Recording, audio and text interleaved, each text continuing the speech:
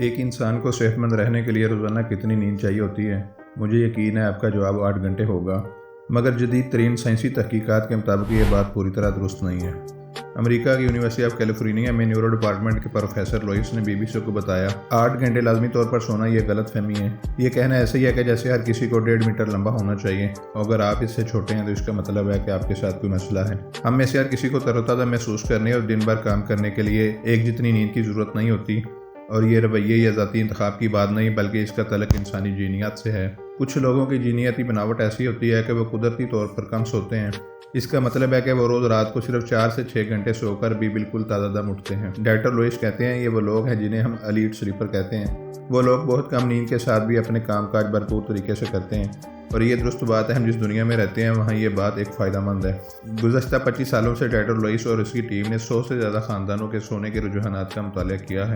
ان کا کہنا ہے جو لوگ رات کو جلدی سو جاتے ہیں اور صبح جلدی اٹھ جاتے ہیں انہیں سحر خیز کہا جاتا ہے۔ ڈاکٹر لوئس کہتے ہیں یہی وہ لوگ تھے جنہوں نے ہمیں اپنی طرف متوجہ کیا۔ یہ لوگ انتہائی سحر خیز تھے، مگر یہ لوگ ہمارے معیار کے مطابق بہت دیر سے سوتے تھے۔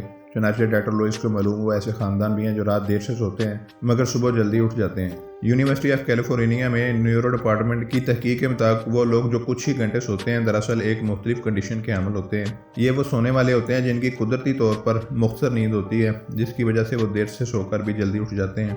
اب تک قدرتی طور پر مختصر نیند کا تعلق 4 جینز سے پایا گیا ہے، مگر اس کے علاوہ اور بھی ہو سکتے ہیں۔ چیلنج یہ ہے کہ یہ جینز بہت نایاب ہیں۔ ڈاکٹر لوئس کا اندازہ ہے 1000 میں سے ایک شخص ایسے ایلیٹ سلیپرز میں سے ہوتا ہے۔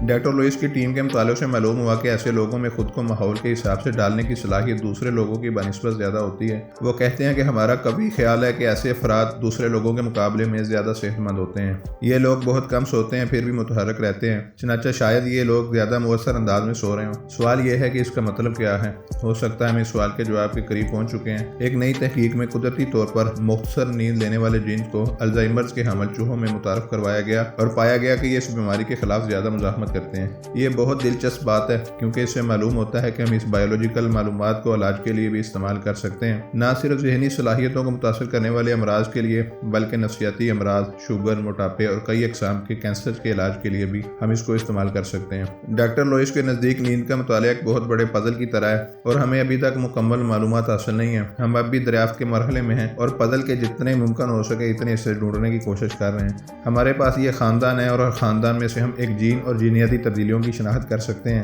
اور یہ ثابت کر سکتے ہیں ان خصوصیات کے پیچھے یہ جینز ہیں۔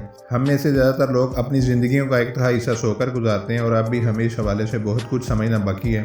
ڈاکٹر لوئس کہتے ہیں جب ہم سوتے ہیں تو کچھ ایسا ہوتا ہے جو ہماری صلاحیتوں کو بحال کرتا ہے تاکہ ہم اگلے دن اٹھیں اور کام پر لگ جائیں۔